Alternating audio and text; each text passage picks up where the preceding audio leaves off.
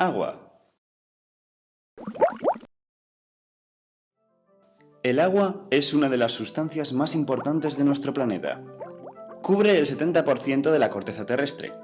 Es parte fundamental de numerosos procesos industriales y maquinarias. Además, se está muy fresquito en ella. Pero lo más importante, es esencial para la supervivencia de toda forma de vida. Sin agua, la vida no hubiera sido posible tal y como la conocemos. Pero, ¿qué hace el agua tan especial? Vamos a ver algunas de sus propiedades. La capilaridad es la cualidad por la que un fluido puede ascender por un tubo sin necesidad de un esfuerzo externo. El agua la presenta. Esta propiedad permite a las plantas distribuir la savia hacia arriba sin ningún gasto de energía. El agua presenta un elevado calor específico. Requiere de mucha energía poder calentarla o enfriarla, mucho más que otros materiales, como el silicio que conforma las rocas. Esta lentitud al cambiar de temperatura constituye uno de los factores por los que la temperatura de nuestro planeta se mantiene estable. Se puede apreciar muy bien en las zonas de costa. Por la mañana, la roca se calienta rápidamente por la luz solar, mientras que el mar se calienta más lentamente. Así que podemos considerar que la roca está caliente y el agua está fría. Al juntarse la costa, creará una temperatura media. Durante la noche ocurre exactamente lo opuesto. La roca se enfría rápidamente, mientras que el agua, que por fin se ha calentado después de toda la mañana, está a una temperatura alta. Al juntarse la costa, dará lugar a la misma temperatura media, estabilizándola. Por último, la propiedad más curiosa del agua. Mientras que la mayoría de los compuestos al congelarse se comprimen, es decir, disminuye su volumen, el agua se expande.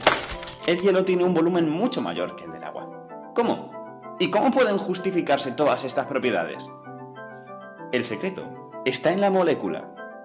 Todo el mundo sabe que la fórmula molecular del agua es H2O. Esto quiere decir que cada molécula de agua está compuesta por dos pequeños átomos de hidrógeno y un gran átomo de oxígeno. La pregunta aquí es, ¿cómo se unen estos tres átomos? Primero debéis saber que los átomos tienden a la estabilidad. Esto lo consiguen perdiendo o ganando electrones, de modo que su última capa se quede llena. Por ejemplo, el hidrógeno, que solo tiene un electrón, tiende a ganar uno más para tener su capa llena. El oxígeno, en cambio, tiende a ganar 2 electrones más para tener su última capa completa. Lo bueno es que los elementos suelen ayudarse unos a otros para conseguir esta estabilidad. ¿Y cómo lo hacen? Compartiendo los electrones. Imaginemos la siguiente situación. Un átomo de hidrógeno pasa muy cerca de un átomo de oxígeno. El oxígeno inmediatamente querrá quitarle el electrón al hidrógeno, pues tiene mucha tendencia a robarlos. Pero el hidrógeno no lo va a dejar ir con facilidad. Además, el hidrógeno, al estar muy cerca del oxígeno, intenta robar uno de sus electrones, pero el oxígeno no lo permite. Esta incesable lucha por quedárselos permite que los electrones se encuentren en una zona intermedia entre los dos átomos, de modo que se puede considerar que pertenecen tanto al oxígeno como al hidrógeno, quedando así el hidrógeno estable, pues ha conseguido el electrón que necesitaba. Así es como el hidrógeno se une al oxígeno. Ese tipo de unión, donde se comparten los electrones, se llama enlace covalente. Para que la molécula de agua se forme, el oxígeno atrapa de la misma manera a otro hidrógeno, y así los tres átomos consiguen la estabilidad. Sin embargo, el hidrógeno y el oxígeno no comparten los electrones de manera justa. El oxígeno, al tener más fuerza, atrae al par hacia sí mismo. Como los electrones son partículas con carga, se crea un dipolo entre la zona del oxígeno, con carga negativa por la presencia de los electrones, y la zona del hidrógeno, con carga positiva por la carencia de estos electrones.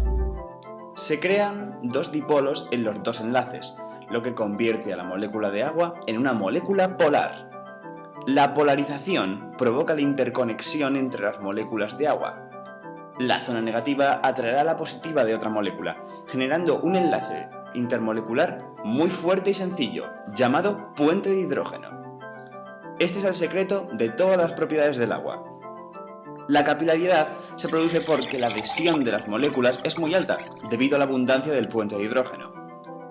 Requiere de mucha energía calentar el agua porque parte de la energía va directamente a destruir los puentes de hidrógeno, y al contrario, el agua se enfría lentamente porque requiere de mucha energía reconstruirlos. Por último, ¿por qué el hielo ocupa más volumen que el agua líquida? De nuevo, los puentes de hidrógeno. En el agua líquida, las moléculas pueden moverse de un modo desordenado, de modo que no se crean muchos puentes de hidrógeno, o simplemente estos son muy elásticos. Cuando el agua se enfría, sus moléculas se mueven más lentamente, lo que favorece la creación de puentes de hidrógeno que fuerzan a una estructura mucho más ordenada.